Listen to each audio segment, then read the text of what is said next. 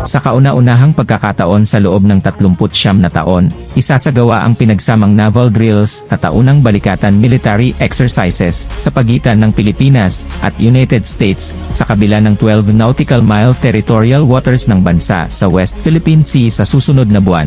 Makikilahok ang France sa group sail sa internasyonal na karagatan, kung saan gumagala ang mga barkong militar at Coast Guard ng China at hinaharangan ang mga misyon ng rotation at resupply ng Pilipinas sa BRP Sierra Madre sa Ayungin Shoal, at iba pang tampok sa loob ng Exclusive Economic Zone ng bansa.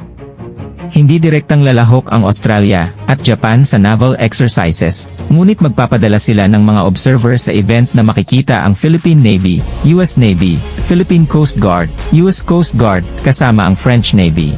Ang grupo ng SAIL ay isang maritime exercises, at ang mga kaganapang magaganap doon ay kombinasyon ng division tactics, search and rescue, board and search and seizure exercises, gunnery exercises, qualifications, well-deck operations. Iyon ay mga uri ng exercises, kaya lilipat sila mula point A hanggang point B, sabi ni Balikatan Executive Agent Colonel Michael Logico.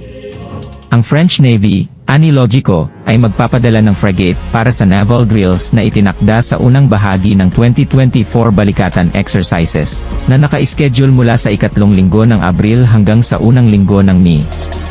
Ang Armed Forces of the Philippines ay magkakaroon ng hindi bababa sa 4 na barkong kalahok sa grupong maglalayag bilang bahagi ng Freedom of Navigation Operations sa international waters.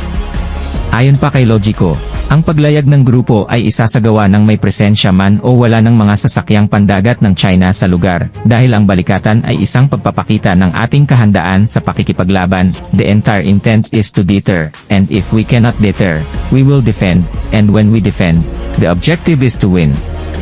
Matapang na pahayag ng Kolonel. Balikatan exercise is a demonstration of our combat readiness. The entire intent here is to deter, and if we cannot deter, we will defend. And when we defend, the objective is to win. Ang mensahe na gustong ipakita ay seryoso kami sa pagtatanggol sa aming teritoryo at mayroon kaming mga kakampi. That's basically it, and the alliance is still going strong, dagdag niya. Well, the message that we want to send is that we are serious about defending our territory, and we have allies. That's basically it. And the alliance is still going strong. Ang mga kalahok sa balikatan sa susunod na buwan ay nagsimula nang dumating sa bansa. Sinabi ni Logico, na binanggit sa ika-39th na iteration ng taunang kaganapan sa taong ito ang partisipasyon ng humigit kumulang sa 11,000 na sundalong Amerikano, miyembro ng support group, opisyal ng gobyerno at maging mga sibilyan na contractors. Sa panig ng AFP, nasa 5,000 na mga sundalo ang sasama sa mga proyekto at programa ng community assistance tulad ng pagtatayo ng mga silid-aralan at iba pang pasilidad sa mga lugar tulad ng pasukin sa Ilocos Norte, Punta Baja sa Rizal, Palawan at sa San Fernando, La Union sa unang bahagi ng Abril. Ang Australian Defence Force ay lalahok din sa balikatan exercises, habang ang Japan Self-Defense Force ay magpapadala ng mas malaking observer contingent kasama ng hindi bababa sa 13 iba pang mga bansa. Sa kabilang banda naman, ayon sa pahayag ni Pangulong Bongbong Marcos Jr., ang banta na nagmumula sa hilera ng South China Sea ay lumaki, ngunit ang Pilipinas ay hindi poking the bear at patuloy na umiiwas sa mga senaryo na magpapalaki ng sigalot sa pinagtatalunang lugar, sabi ni Pangulong Marcos, pointing out na iniisip ng Pilipinas ang tungkol sa kapayapaan para sa pambansang interes nito. Sinabi ni Pangulong Marcos na hindi ito magsisilbi ng anumang layunin na palakihin ang tensyon sa South China Sea. Nang tanungin kung gaano siya tiwala na handa ang US na makipagdigma sa China hinggil sa pinagtatalunang bahura sa South China Sea, sumagot si Marcos, "We would like to take a step back from that question. Yun talaga ang gusto naming iwasan.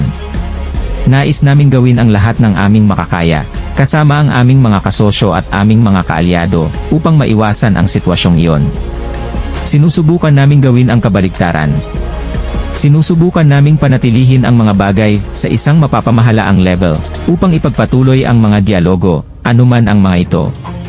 Ayon kay Marcos, Ang Mutual Defense Treaty sa pagitan ng Pilipinas at ng tradisyonal na kaalyado nitong US ay i-invoke lamang kung mayroong existential threat. Sa ilalim ng kasunduan na nilagdaan ng dalawang bansa noong 1951, ang isang armadong pag-atake sa armadong puwersa ng Maynila, mga public vessel o sasakyang panghimpapawid sa Pasipiko, kabilang ang South China Sea, would invoke Washington sa mutual defense.